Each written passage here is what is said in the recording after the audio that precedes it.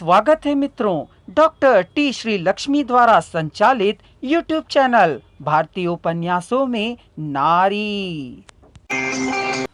विवाह उसके लिए अनिवार्य भी नहीं था। उस काल में विश्वास था कि मोक्ष का साधन और पुरुष को भवसागर से पार कराने वाली नारी ही थी। वेद, वांग्मय, ऐत्रेय ब्राह्मण तथा उपनिषदों में स्त्री को पुरुष के समान स्थान दिया गया है।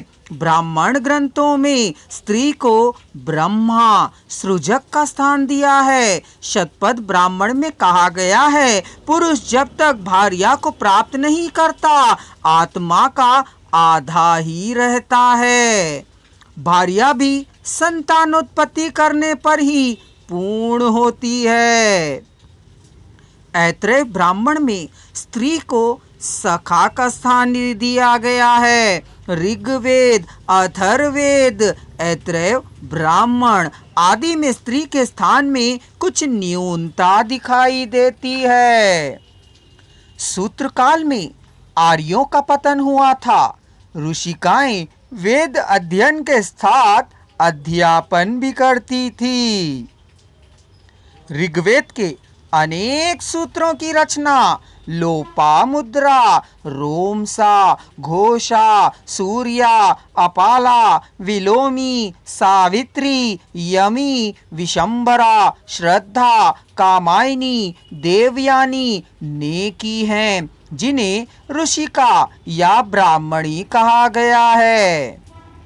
प्राचीन भारतीय वाङ्मय में नारी के 4 प्रधान रूप हैं: देवी, माता, पत्नी और कन्या।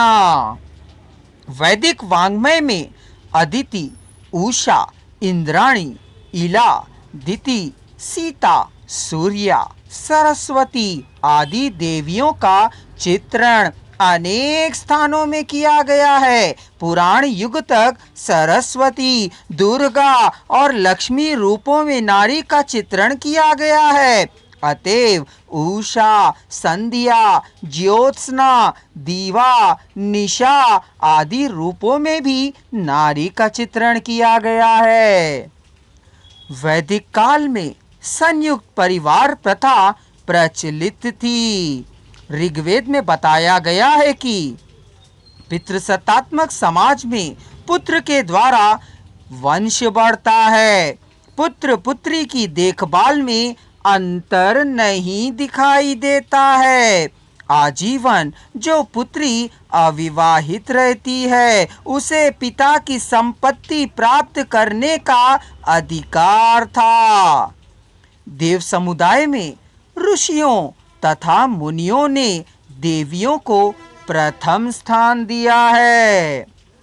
अथर्ववेद से स्पष्ट होता है, नारी पुरुष की अनुगामिनी मात्र ना होकर सहधर्मिणी और सहचारी भी है।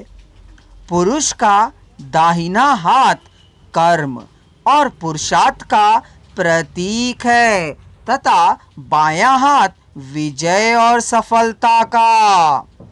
नारी का स्थान पुरुष के दाएं वाम पार्श्व में है।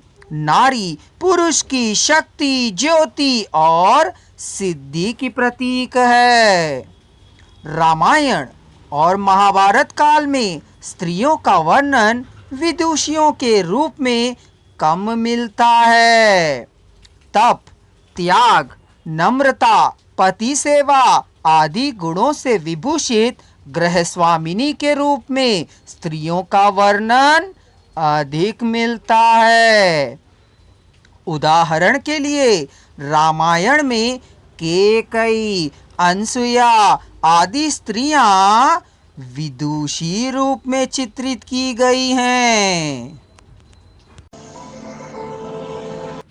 मित्रों, अगर आप इस वीडियो की समूची वॉइस एक ही साथ सुनना चाहते हैं तो डिस्क्रिप्शन बॉक्स में दिए जा रहे लिंक को क्लिक कर लीजिए।